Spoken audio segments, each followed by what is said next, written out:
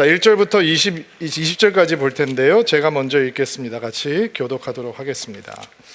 이스라엘 백성은 길을 떠나 모압 평야로 갔습니다. 그들은 요단 가까이 곧 여리고 건너편에 진을 쳤습니다.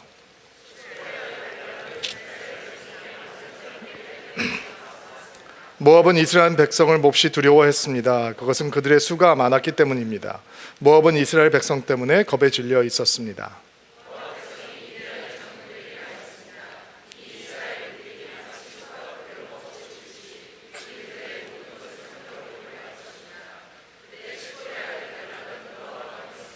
발락은 부돌에 사는 부올의 아들 발람을 부르러 사자들을 보냈습니다. 부돌은 아마웃 땅 유프라테스 강가에 있습니다. 발락이 말했습니다. 한 나라가 이집트에서 나왔소. 그들은 온 땅을 덮고 있어. 그들은 나와 아주 가까운 곳에 진을 치고 있어.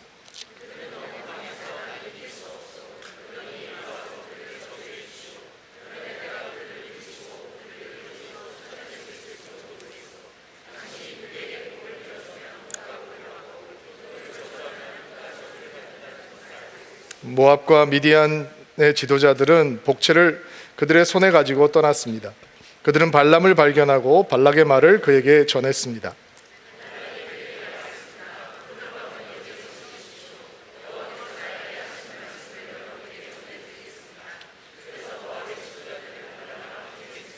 하나님께서 발람에게 오셔서 물으셨습니다. 너와 함께 있는 이 사람들은 누구냐?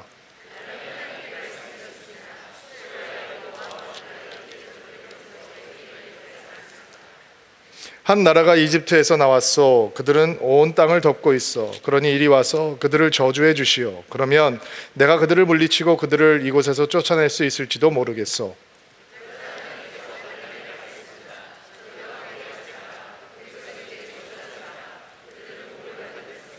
이튿날 아침 발람은 자리에서 일어나서 발락이 보낸 지도자들에게 말했습니다. 여러분의 나라로 돌아가십시오. 여호와께서는 내가 여러분과 함께 가는 것을 허락하지 않으셨습니다.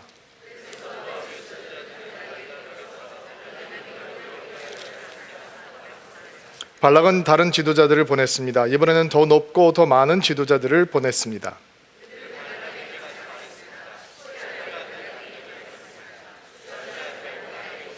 내가 충분히 보답을 하겠소. 당신이 원하는 것은 무엇이든지 해주겠소.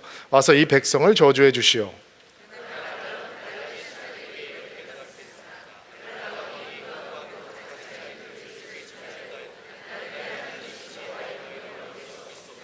오늘 밤은 전에 왔던 사람들처럼 여기에서 지내십시오. 여호와께서 무슨 다른 말씀을 하실지 알아보겠습니다.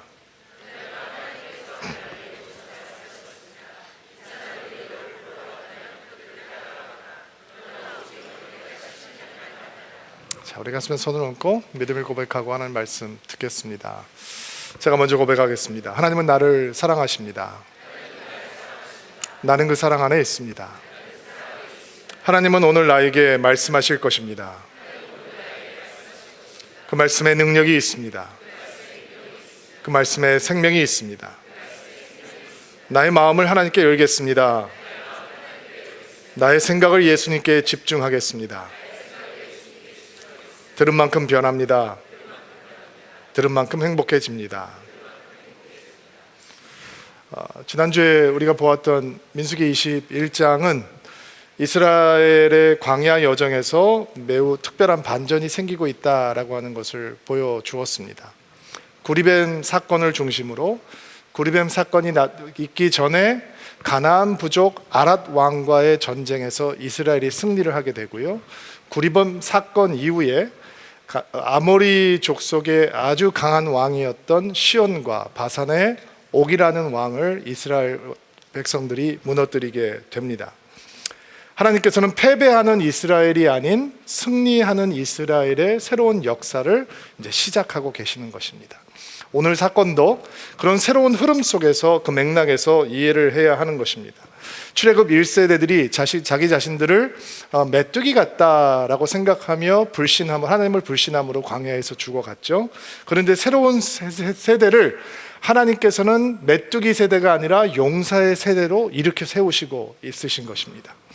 왜냐하면 메뚜기 영성을 갖고 가나안 땅에 들어가서 승리를 할 수 없잖아요. 그러니까 용사의 영성을 가진, 용사의 용기를 가진 이스라엘 백성들을 하나님께서 세우고 계셨습니다. 그들을 바라보는 주변 부족들의 마음속에는 큰 두려움으로 가득 찼습니다. 너무 아이러니하죠. 옛날에 죽어갔던 전 세대들은 다른 부족들을 보면서 큰 두려움에 사로잡혔는데, 하나님께서 이렇게 세우신 새로운 이스라엘 세대들은 그들 마음속에 하나님의 용기로 충만해지기 시작했고, 그들을 바라보면서 주변의 강대국들, 강대 부족들은 큰 두려움에 사로잡히기 시작했다라는 것입니다. 오늘 본문의 내용도 이스라엘 백성들을 보고 큰 두려움에 사로잡혔던 모압 왕 발락이 이방 선지자 발람을 초청하는 이야기로 진행이 되고 있습니다. 오늘 발람과 발락에 대한 이야기로 하나님 말씀을 좀 들어보려고 하는데, 이름이 너무 비슷하죠. 그래서 설교자들이 보통 이 얘기를 하면 발람을 얘기할 때 발락이라고 그랬다가 발락을 얘기할 때 발람이라고 그랬다가 막 헷갈려요.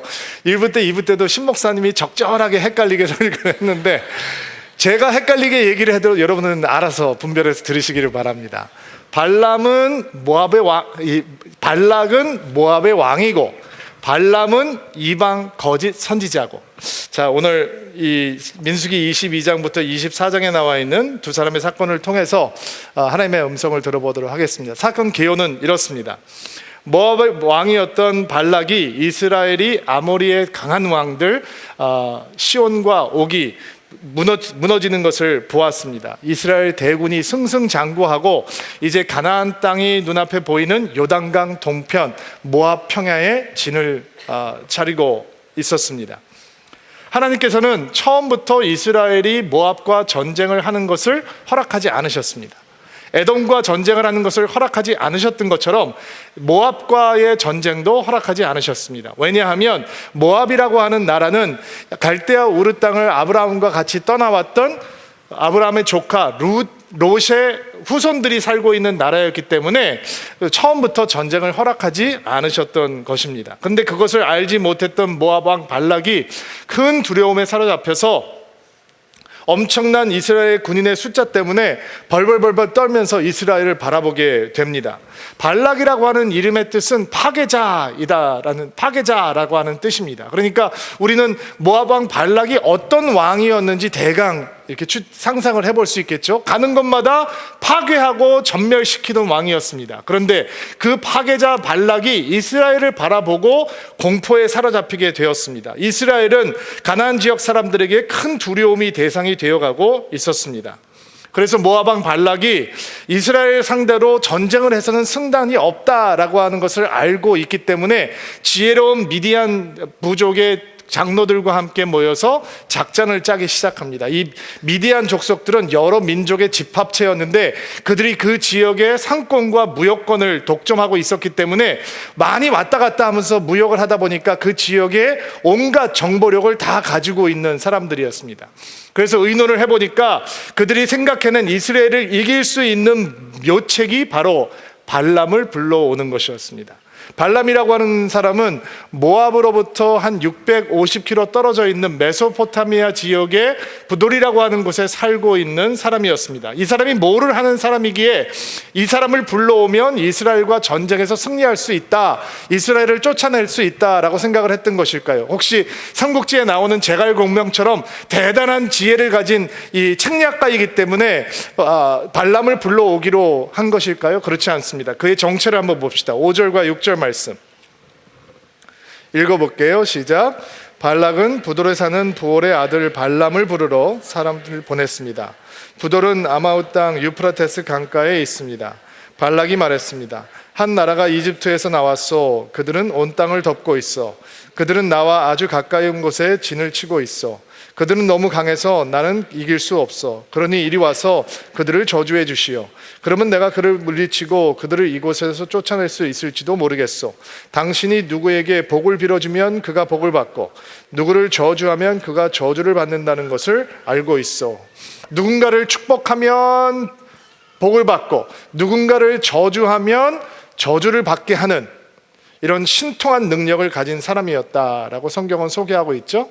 어떤 사람들은 발람이라고 하는 사람이 원래는 하나님을 아는 선지자였는데 이 타락을 했기 때문에 거짓 선지자가 되었다라고 생각을 하기도 합니다. 그러나 저는 발람이라고 하는 사람이 처음부터 주술가요, 복술가요, 무당이요, 점쟁이요, 하나님을 입에 달고 사는 듯 하지만 하나님을 전혀 알지 못하는 영적인 신령한 것들을 경험하지만 그것은 하나님의 능력으로 경험하는 것이 아니라 다른 신들을 접신해서 경험하는 무당이요 점쟁이 같은 존재다라고 하는 것을 먼저 분명히 해두고 설교를 진행해 보려고 합니다.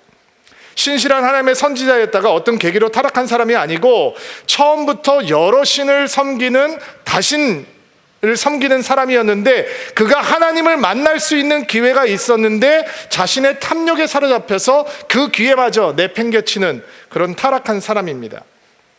민수기 22장부터 시작되는 발람과 발락의 사건을 계속 보면 발람의 입술을 통해서 그가 하나님을 향해서 굉장히 신실한 믿음을 가지고 있는 것처럼 고백을 하는 것처럼 보이지만 그것은 입술의 열매일 뿐이고 경건의 모양만 있을 뿐이고 그의 영혼과 그의 마음은 하나님과는 전혀 상관없는 하나님 어떤 신들도 자기의 탐욕과 욕심을 채워가기 위한 도구에 불과한 그런 존재였다라고 하는 것을 먼저 짚고 넘어가려고 합니다. 그러면 이 박수무당 같은 사람에게 하나님께서 왜 나타나셔서 그 사람에게 말하고 역사하시는가 라고 하는 질문에 대한 답은 나중에 제가 명쾌하게 답을 해드리도록 하겠습니다.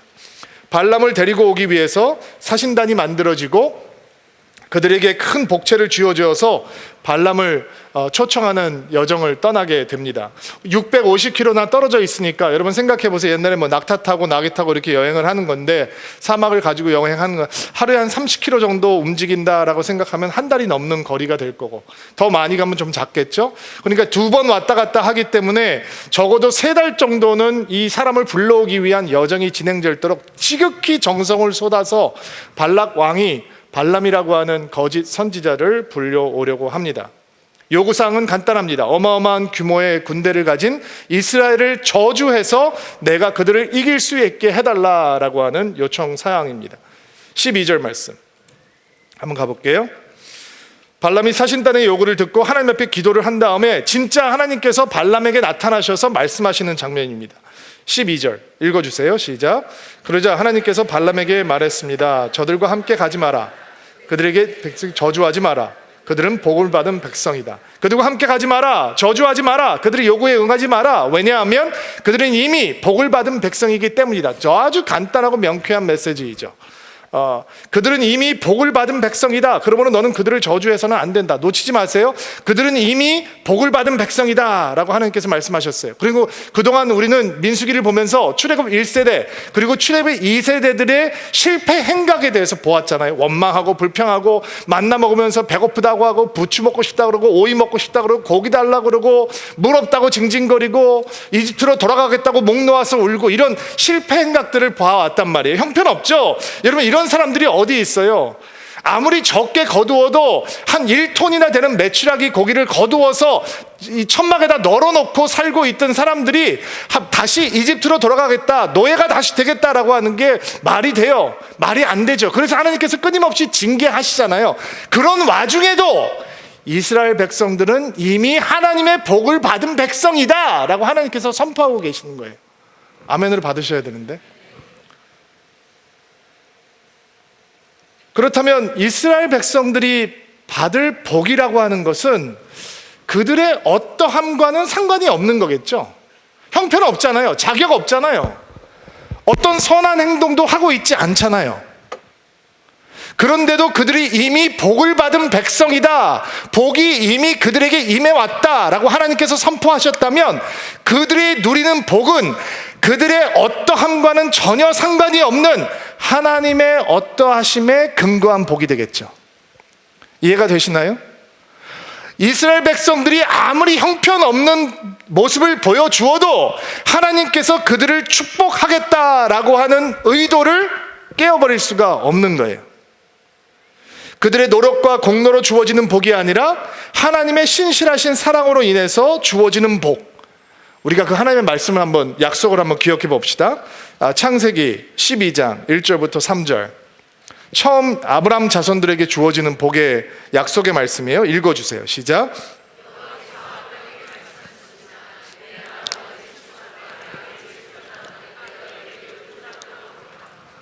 내가 너를 큰 나라로 만들어주고 너에게 복을 주어 너의 이름을 빛나게 할 것이다. 너는 다른 사람들에게 복이 될 것이다. 너에게 복을 주는 사람에게 내가 복을 주고 너를 저주하는 사람을 내가 저주하겠다. 자, 하나님께서 이 약속의 말씀을 한 번도 잊으신 적이 없단 말이에요. 430년 이집트에서 노예 생활, 긴 시간이죠. 근데 그 긴 세월 동안 하나님께서 복 주시기 원하는 아브라함의 후손들을 거대한 민족으로 만들어 놓으셨어요. 그리고 그 430년의 기간 동안 하나님께서는 내가 그들을 축복하는 자들을 축복하고 그들을 통해서 모든 이 땅의 백성들이 복받기를 축복받기를 원한다라고 하는 계획을 변화시키신 적이 없어요. 하나님께서는 복 주시기를 기뻐하시는 하나님이시고 그 복을 이스라엘이 누릴 것이며 이스라엘의 어떠함과 상관없이 그들은 하나님의 복을 누리는 백성이 될 것이다 라고 하는 것이 하나님의 약속의 말씀이에요. 이것이 은혜이죠. 자격이 없는데, 공로가 없는데, 형편 없는데, 내가 내세울 것이 아무것도 없는데 하나님의 신실하신 사랑, 하나님의 어떠하심 때문에 그 백성은 하나님의 축복을 누리는 백성이 된다라는 거예요. 기가 막힌 사실은 이것이 이스라엘의 이야기로 끝나는 것이 아니라 여러분의 저의 이야기로 이어진다라는 것입니다. 아멘으로 받으시기 바랍니다. 이미 우리도 복을 받은 하나님의 백성들입니다. 하나님께서 우리를 보실 때 어떻게 보실까요? 여러분, 민수기를 묵상하면서 제가 경험하고 있는 찔림은 이 형편없는 이스라엘의 모습이 바로 나의 모습이구나라고 하는 것을 너무 자주 확인한다는 겁니다. 내가 목회라는 이름으로, 기도라는 이름으로, 열정이라는 이름으로, 믿음이라는 이름으로, 또 예배라는 이름으로 원하고 추구하고 갈구하는 것들이 이스라엘 백성들이 광야에서 끊임없이 불평하던 내용들이구나, 나는 좀 근사하게 포장했을 뿐이지 결국은 들어가 보면 같은 것이구나 라고 하는 것을 하나님께서 계속 보여주시더라고요. 너무 죄송하고 너무 낙심이 되었습니다. 아마 민수기를 보면서 여러분도 비슷한 경험을 하고 계시는 분들이 있을 줄로 압니다. 우린 이런 찔림을 당할 때마다 하나님 앞에서 이런 생각을 갖게 되죠. 내가 어떤 영적인 축복도 누릴 수 있는 자격이 정말 없는 거구나. 내가 이렇게 아직도 완악한 모습이 내 안에 있는 거구나. 그러면 하나님께서 우리를 보실 때 어떻게 판단하실까요? 에이, 아직 멀었네. 형편없어. 탈락. 내년에 다시 와. 하나님께서 이렇게 하실까요? 아니에요. 우리가 누리고 있는 하나님의 축복은 우리의 어떠함과 상관이 없고 하나님의 어떠하심과 관계가 있는 거예요. 그렇다면 하나님께서 우리를 보실 때 예수를 믿고 의지하는 우리, 십자가를 통과하는 우리를 보실 때 하나님은 어떻게 보시느냐? 저들은 이미 나의 축복을 받은 자이다, 이렇게 얘기하신다는 거예요. 아멘 하셔야 되는데, 우리가 형편없죠. 작심삼일이에요. 마음은 뜨거운데 결국 세상에 들어가서는 무너져 내리는 때가 너무도 많잖아요. 그럼에도 불구하고 하나님께서는 우리를 보실 때 저들은 나의 축복을 이미 받은 자이다 라고 선포를 하신다는 거예요. 오늘 이 하나님의 선포가 우리 마음 가운데 능력으로 심겨지는 은혜가 있게 되기를 바랍니다. 이 하나님의 선포가 믿어지는 은혜가 있게 되기를 바랍니다. 성경을 통해서 좀 확인해 볼까요? 신명기 28장. 하나님이 여호와께 복종하시오. 그러면 이 모든 복이 여러분에게 찾아올 것이요, 성읍에서도 복을 받고 들에서도 복을 받을 것이요, 여러분의 자녀와 땅의 열매가 복을 받을 것이고 여러분의 짐승의 새끼도 복을 받아 소와 양이 늘어날 것이요, 여러분의 광주리와 반죽 들으시 복을 받을 것이요, 여러분은 들어가거나 나가거나 어디 가든지 복을 받을 것이요, 여러분 여호와께서는 여러분이 적을 이길 수 있도록 해줄 것이요, 그들은 한 길로 쳐들어와서 7길로 도망가게 될 것이요, 하나님 여호와께서 여러분에게 복을 주셔서 창고가 가득 차게 해주실 것이고 여러분이 하는 일마다 모든 일과 너희 하나님 여호와께서 여러분에게 주신 모든 땅에서 복을 주실 것이요. 이게 하나님께서 우리에게 복을 주시는 거예요. 우리의 어떠함과 상관없이 하나님의 어떠하심 때문에 우리가 주 안에 있으면, 주를 따라가고 신뢰하고 순종하면 이런 복이 우리에게 임해 온다는 거예요. 믿음 안에 이런 하나님의 축복의 패키지가 있다. 이거는 기복이 아니라 약속이란 말이죠. 자, 예레미야서 29장 11절 말씀 한번 읽어보세요. 시작.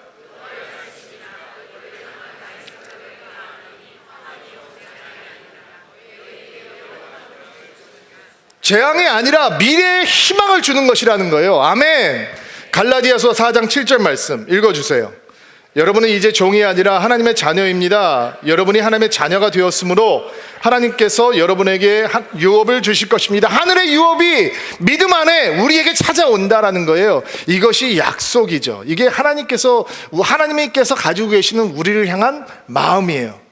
하나님께서는 우리를 축복하시는 것을 기뻐하세요. 하나님의 신실하신 사랑 때문에 우리의 부족함과 연약함에도 불구하고, 자격 없음에도 불구하고 존귀한 하나님의 복이 우리에게 부어지는 거예요. 그러니까 이렇게 표현하면 더 좋을 것 같아요. 예수 안에 있는 우리는 복을 안 받을래야 안 받을 수가 없는 사람인 거예요. 그러면 여러분 이런 질문이 생기겠죠. 목사님, 저 이거 위해서 기도했는데 아직 안 이루어졌는데요. 돈 달라고 했는데 아직 안 됐는데요. 배우자 달라고 했는데 아직 안 이루어졌는데요. 저에게 질병이 있는데요. 저의 부족한 게 있는데요. 눈을 뜨세요. 영적인 눈을 뜨세요. 그런 것들은 몇 년 가지 않아요. 그리스도가 여러분에게 주어졌는데, 그리스도의 부요함이 있는데 아직도 이 땅에 재물이 없다고 우리가 부유하지 않다고 얘기하시겠습니까? 육신이 연약하다고 우리가 부유하지 않다고 생각하시겠습니까? 여러분, 성경이 뭐라고 얘기합니까? 인생에게 주어진 시간이 70이요 강건하면 80이라. 요즘 100세 시대가 되었다고 하지만 여러분 100세 살지 않게 되기를 바랍니다. 천국 가는 게 축복인 겁니다. 영원히 우리에게 주어졌는데, 그리스도의 부요함이 우리에게 주어졌는데 그 축복을 바라보지 못한다. 이거는 진짜 너무 안타까운 것이죠. 우리는 예수 안에 있기 때문에 예수 그리스도라고 하는 우리의 부요함, 그 풍요로움이 우리 안에 이미 주어졌다라고 하는 것을 믿는 축복이 있게 되기를 바랍니다. 예수를 가지면 다 가진 것입니다. 이스라엘을 저주해달라고 하는 발락의 부탁을 발람이 거절을 합니다. 여호와 하나님께서 당신들과 함께 가는 것을 허락하지 않으셨습니다. 굉장히 멋져 보이죠. 성과 없이 돌아온 사신들의 전가를 들은 발락이 이번에는 더 높은 사신들, 더 많은 사신들, 그리고 더 큰 복채, 이번에는 백지수표입니다. 당신이 원하는 거라면 다 주겠소 들려서 보냅니다. 발람이 하나님의 사람이었다면 두 번째 사신단이 도착을 했을 때 만나지도 않았을 겁니다. 그러나 그는 탐욕으로 가득해져서 사신단들의 메시지를 듣고 기도합니다. 16절부터 19절 말씀, 여러분이 16절 읽어주세요. 시작.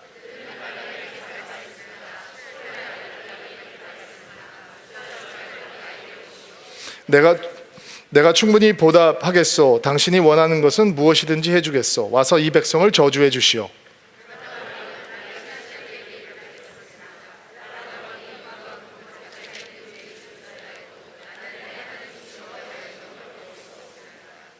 속으시면 안 돼요. 되게 근사해 보이죠. 나는 내 하나님이신 여호와의 명령을 어길 수 없습니다. 대단한 믿음의 사람인 것 같죠? 속으시면 안 돼요. 연극이에요. 19절, 오늘 밤은 전에 왔던 사람들처럼 여기서 지내십시오. 여호와께서 무슨 다른 말씀을 하실지 알아보겠습니다. 다른 말씀을 듣겠다는 거예요. 그러면 들립니다, 여러분. 하나님께서 이미 말씀하셨는데 순종하기 싫어서 내 욕심으로 가득 차서 혹시 하나님께서 다른 말씀을 주실지 제가 한번 들어보겠습니다 라고 마음을 가지고 있는 사람은 반드시 다른 소리 들립니다. 그리고 그것이 하나님의 소리라고 착각하게 되어 있습니다. 하나님께서는 이렇게 거짓에 사로잡혀 있는, 악한 영에 사로잡혀 있는 발람에게 네가 가기는 가되 왜 허락하시느냐, 어차피 순종하지 않을 거니까 보내시는 거예요. 그리고 이렇게 말씀을 하세요. 내가 시키는 말 말고는 해서는 안 된다라고 얘기해요. 그리고 23장으로 넘어가면 22장 뒤에는 너무 재미있는 사건이 등장을 하는데, 여러분 성경에 보면 좀 황당한 이 사건을 담고 있는 기록들이 있잖아요. 나귀가 말을 해요. 나귀를 타고 이제 발락에게 가는데 여호와의 천사가 나타나서 발람을 막거든요. 악한 일을 하고 가기 때문에 막으러 온 거예요. 근데 영적으로 소경이 되어 있는 발람은 여호와의 천사를 발견하지 못해요. 근데 나귀가 봐요. 짐승보다도 못한 인간이에요. 짐승이 보는 것을 볼 수 없는 인간, 영적인 소경이 되어 있는 인간. 근데 여호와의 천사가 나타나니까 나귀가 자꾸 피한단 말이에요. 그러니까 화가 나가지고 나귀가 피해서 담벼락에 발을 긁혀서 다치기도 하니까 지팡이로 나귀를 3번이나 내리쳤어요. 그러니까 하나님께서 처음으로 나귀가 말을 하게 돼요. 3번이나 왜 나를 때리느냐? 내가 무엇을 잘못했다고 나를 때립니까? 내가 주인에게 이렇게 행동한 적이 있습니까? 근데 나귀하고 말을 해요. 그런데도 이게 기이한 사건인지도 몰라요. 영적으로 소경이 되어 있으니까. 발람이 이렇게 욕심에 사로잡혀서 돈을 사랑해서 발락의 초청에 의해서 모압 땅에 도청을 합니다. 버선발로 뛰어나오죠. 소와 양을 잡아서 잔치를 배설합니다. 소와 양만 잡았겠습니까? 방탕한 잔치를 했겠죠. 하나님을 모르는 사람들이니까. 그리고 발람을 데리고 이스라엘의 진이 보여지는 바알 산당으로 올라갑니다. 여러분, 바알이라고 하는 신은 가나안의 토속신입니다. 추수를 감당하는 풍요신인데, 이 바알의 복을 누리려면, 그래야지 농사가 잘 되는 건데, 바알의 복을 누리려면 바알을 감동하기 위해서는 이 땅에서 엄청나게 음란한 행동을 해야 되는 거예요. 그래서 바알 제사가 있는 곳에는 상상할 수 없는 성적 타락이 있었어요. 그래서 하나님께서 바알을 굉장히 가증스럽게 생각하시는 거예요. 발람이 발락과 함께 바알 산당으로 갔다라고 하는 자체가 그들의 영성이 어떤 영성인지 그대로 보여주고 있는 것입니다. 엄청난 복채를 보여주면서 발람에게 이스라엘을 저주하게 했습니다. 발람도 저주하고 싶었겠죠. 돈이 달려 있으니까, 백지수표 아닙니까? 원하는 거 다 해준다고 그랬으니까 한번 저주하고 자기는 도망가면 되잖아요. 그런데 하나님께서 이스라엘 백성들을 보호하기 위해서 발람이 저주를 하기 위해서 기도하려고 하면 그 언어를 바꿔버리셨어요. 저주의 언어를 축복의 언어로. 한 번이 아니고 두 번이 아니고 네 번이나 발람이 저주를 하려고 기도를 하면 하나님께서 저주를 축복으로 바꿔 놓으셨어요. 그러니까 발락이 화가 나가지고 돈 주고 저주를 하러 데려왔더니 왜 내 대적을 이렇게 축복만 하느냐? 나는 너에게 돈을 줘서 부자를 만들려고 그랬는데 네가 네 복을 걷어차는구나. 돌아가라. 이렇게 얘기를 해요. 너무 이상한 사건이죠. 기이한 사건이에요. 근데 참 이상한 건 지금 발람과 발락의 사건이 진행되는 동안 이스라엘은 전혀 모르고 있다는 거예요. 전혀 알지 못해요. 그러면 이스라엘 백성들은 뭐 하고 있었느냐? 광야에서 진을 치고 있었어요.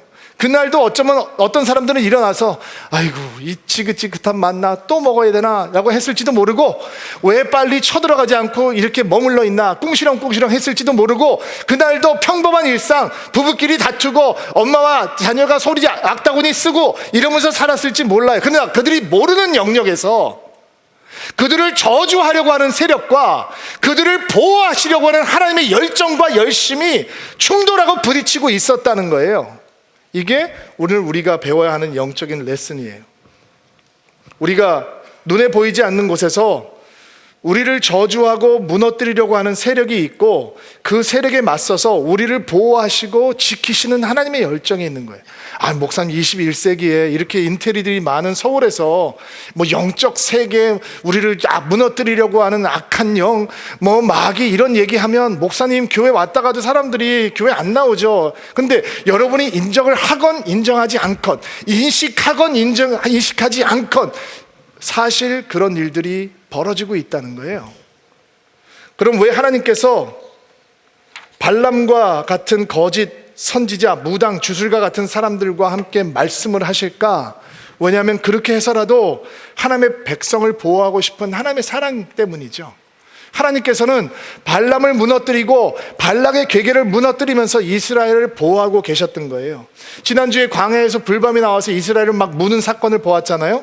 여러분, 이 광야는 불뱀이 많은 곳이에요. 정갈도 많았어요. 근데 40년 동안 왜 한 번도 뱀의 벽에 물리지 않았을까요? 뱀이 길을 잃어버렸기 때문인가요? 이스라엘 백성들이 교묘하게 피할 수 있었기 때문이에요? No! 하나님께서 그들을 보호하고 계셨기 때문이에요. 광야에서 하나님의 보호막이 거치니까 불뱀들이 와서 물기 시작하는 거고 사람들이 죽어갔던 것이죠. 하나님께서 우리를 보호하시는 분이고, 광야 같은 인생길에서 그분의 보호가 없다면 우리는 하루도 견딜 수 없을 거예요. 목사님, 제가 살아보니까 하나님께서 아무것도 안 해주신, 아무 일도 안 일어나는 게 하나님의 보호하심이에요. 여러분, 시편 기자가 이렇게 얘기하지 않습니까? 내가 눈을 들어 산들을 봅니다. 나의 도움이 어디서 오겠습니까? 나의 도움은 여호와께로 옵니다. 하늘과 땅을 만드신 그분께로부터 옵니다. 여호와께서 여러분의 발이 미끄러지지 않게 하실 것입니다. 여러분을 지켜주시는 분은, 그분은 졸지 않으십니다. 정말로 이스라엘을 지켜주시는 분은 졸지도 주무시지도 않습니다. 여호와는 여러분을 지켜주십니다. 여호와께서는 여러분의 오른편에 있는 그늘이십니다. 낮에 태양이 여러분을 해하지 못하며 밤에 달이 여러분을 해하지 못할 것입니다. 여호와는 여러분을 모든 재앙으로부터 지켜주십니다. 그분은 여러분의 생명을 보호하십니다. 여호와는 여러분을 어디서나 지키십니다. 지금부터 영원토록 지키십니다. 왜 아멘 안 하세요? 여러분 혼자 아니에요. 여러분을 지키시는 분이 여호와 하나님이세요. 우리 영혼을 향해서 한번 선포해 볼까요? 하나님은 나를 지키시는 자. 가슴에 손을 얹고 한번 같이 찬양합시다. 하나님은 나를 지키시는 자, 나의 우편에 그늘 되시니 낮의 해와 밤의 달도 나를 해치 못하리. 하나님은 나를 지키시는 자, 하나님은 나를 지키시는 자, 너의 환난을 명쾌하시니 그가 나를 지키시리라. 나의 출입을 지키시리라. 눈을 들어 산을 보아라. 나의 도움 어디서 오나. 천지 지으신 나를 만드신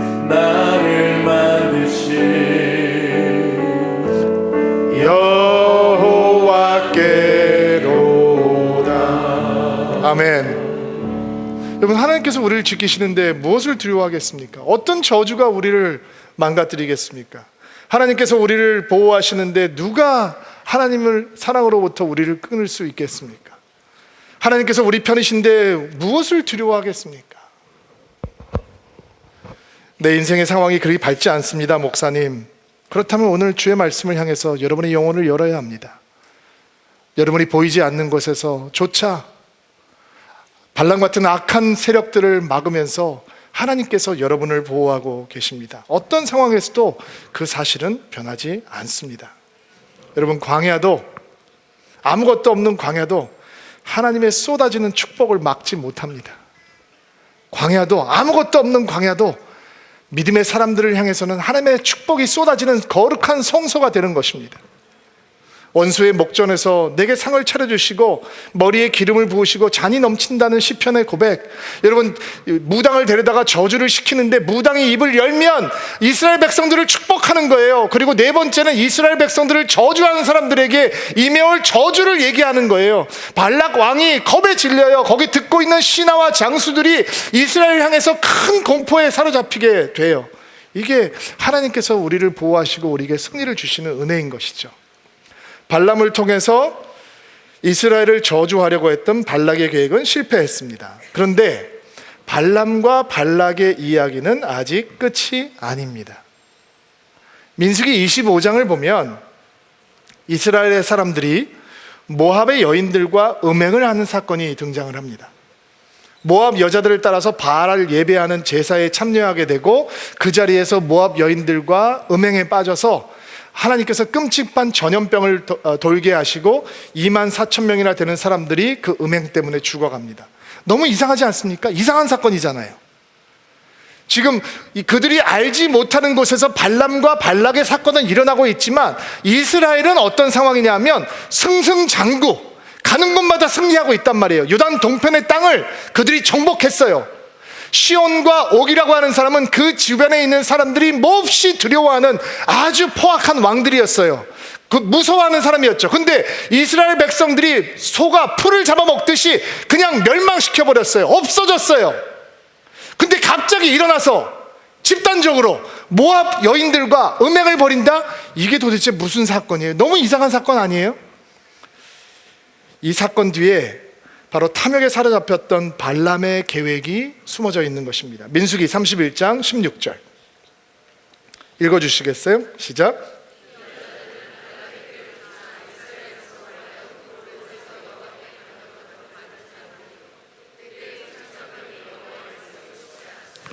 자, 모압 여인과 음행에 빠지게 한 것이 발람의 책량이었다는 거예요. 예수님께서도 그렇게 말씀하셨어요. 계시록 2장 14절 말씀.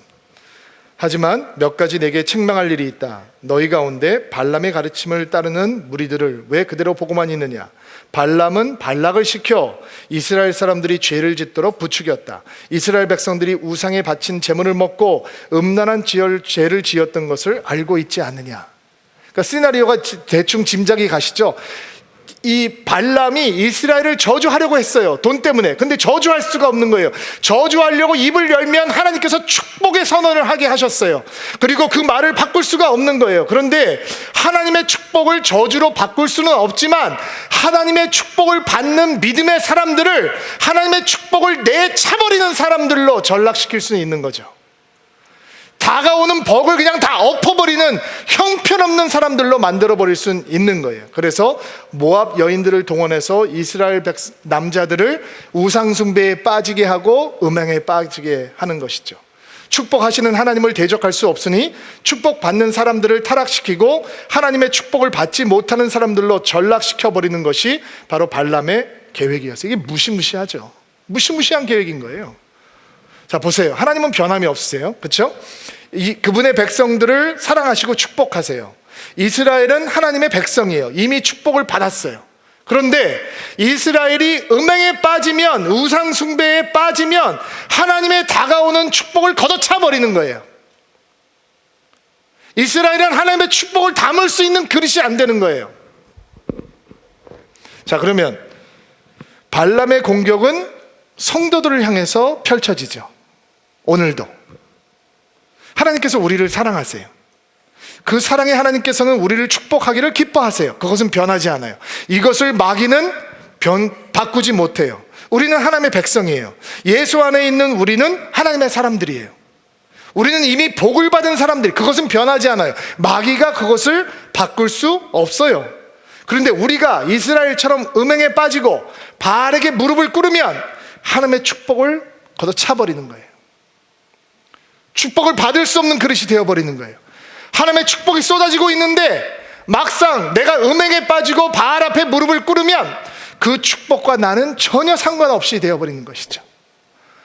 하나님의 축복을 지워버릴 수도 없고 하나님의 은혜를 지워버릴 수도 없는데 우리를 축복을 받을 수 없는 그릇으로 만들어 놓으면 하나님의 축복과 나는 전혀 상관이 없어지는 거예요. 이게 발람의 유혹과 영적인 공격이에요. 어떻게 해야 됩니까? 오늘도 믿음의 사람들을 향해서 발람의 책략이 이렇게 다가오고 있는데 어떻게 대응해야 되는 건가요? 제가 3가지만 대응할 수 있는 영적인 지혜를 알려드릴게요. 시편 119편 11절 말씀 읽어주세요.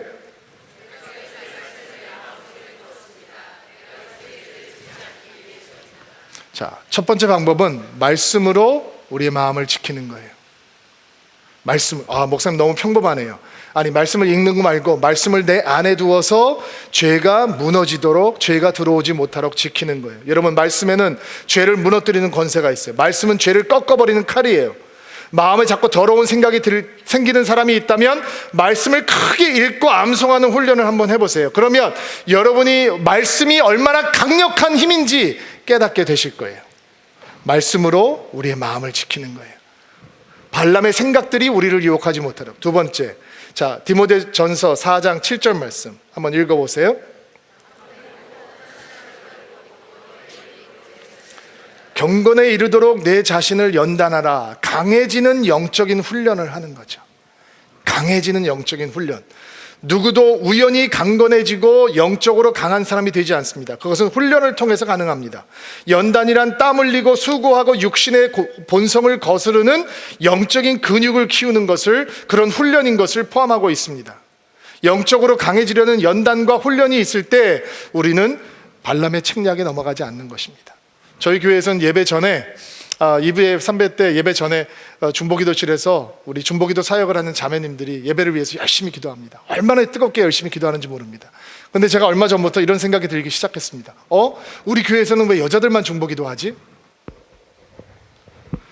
형제들이 이렇게 많은데, 신실한 형제들이 이렇게 많은데 왜 여자들은 목청이 터져라고 다른 사람들 은혜 받으라고 기도하고 있는데 왜 형제들은 기도하고 있지 않지? 제 마음속에 부담이 생기기 시작했어요.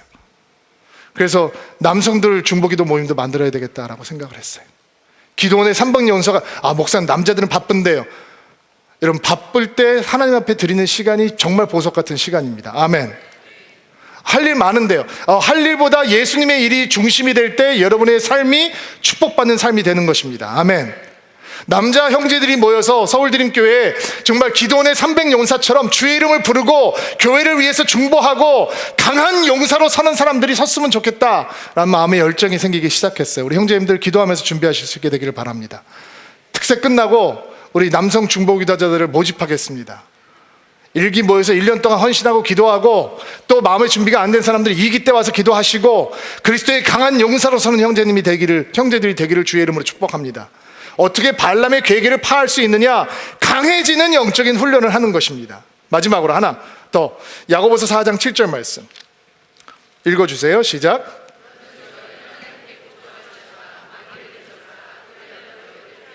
세 번째, 발람의 괴계를 파할 수 있는 방법은 대적하며 맞서는 기도의 권세를 회복하는 것입니다.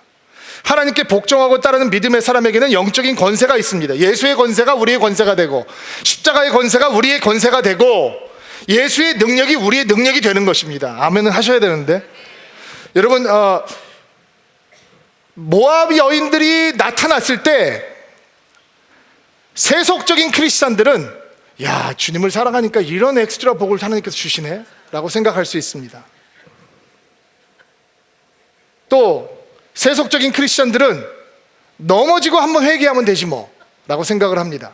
패배주의에 사로잡혀 있는 크리스찬들은 정말 거부하고 싶은 마음은 원이로되 육신이 연약해서 거부할 수가 없다라고 얘기를 합니다. No!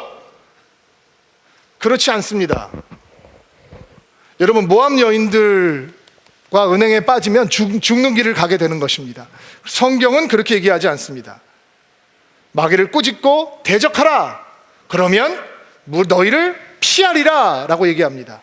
도망가는 거 아닙니다. 잠깐 피하는 거, 또 옵니다. 그러면 또 대적하면 되는 것이죠. 모압 여인들이 나타나면 우리는 이렇게 얘기해야, 마음속으로 기도하고 기도의 권세를 회복해야 합니다. 하나님, 저 여인들을 따라가고 싶은 더러운 마음이 내 안에 있습니다. 예수님의 이름으로 명하노니 물러가라. 그 권세가 없으면 예수님, 하나님, 저 여인들이 주는 즐거움을 누리고 싶은 악한 마음이 내 안에 있는데 붙잡고 싶어서 견딜 수가 없습니다. 주여 도와주십시오. 이 길을 가면 내가 죽으니, 이 길을 가면 나의 가정도 죽고 나의 자녀도 죽고 교회도 죽고 다 죽어버리니 하나님 도와주십시오. 기도해야 하는 것입니다. 왜 지느냐? 기도 안 하니까 지는 겁니다. 왜 믿음의 권세가 없느냐? 기도하지 않으니까 권세가 없는 것입니다. 바알 앞에 무릎을 꿇으라고 하는 영적인 유혹과 타협이 다가올 때 하나님이 아닌 것을 사랑하게 하려는 더러운 영아, 예수님의 이름으로 명하노니 떠나가라.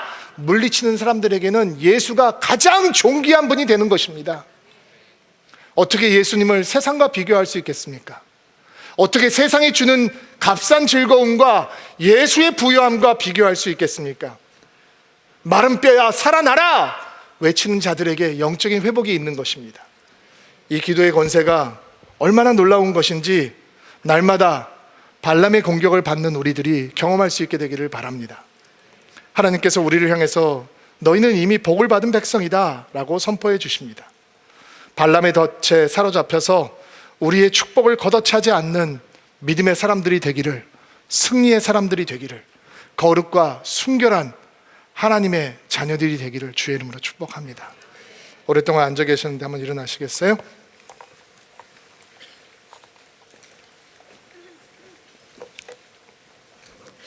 같이 한번 가슴에 손을 얹고 안수합시다. 여러분을 축복하겠습니다. 하나님, 우리의 눈으로 볼 수 없는 곳에서 믿음의 사람들인 우리를, 믿음의 가정인 우리 가정을, 그리스도의 몸된 우리의 교회를 무너뜨리려고 하는 악한 세력들이 있다는 것을 가르쳐 주시니 감사합니다. 그리고 하나님께서는 우리를 보호하기 위해서 우리의 믿음을 보호하시고 우리의 가정을 보호하시고 우리의 교회를 보호하시고 이 땅을 보호하시기 위해서 하나님의 열심으로 열정으로 그들의 힘을 꺾으시며 우리를 보호하시고 계심에 감사를 드립니다. 우리를 향해 너희는 이미 축복을 받은 백성이라 선포해 주시니 감사합니다. 우리의 어떠함 때문이 아니라 하나님의 어떠하심 때문에 우리가 아무리 연약해도 하나님의 복은 사라지지 않습니다. 하나님, 그 축복을 걷어차는 어리석음을 범치 않도록 도와주옵소서.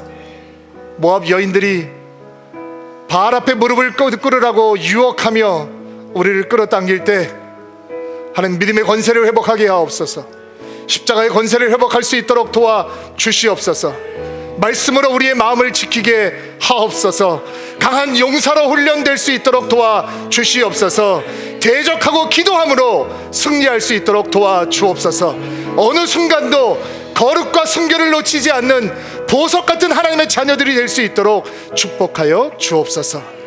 예수님의 이름으로 기도하옵나이다.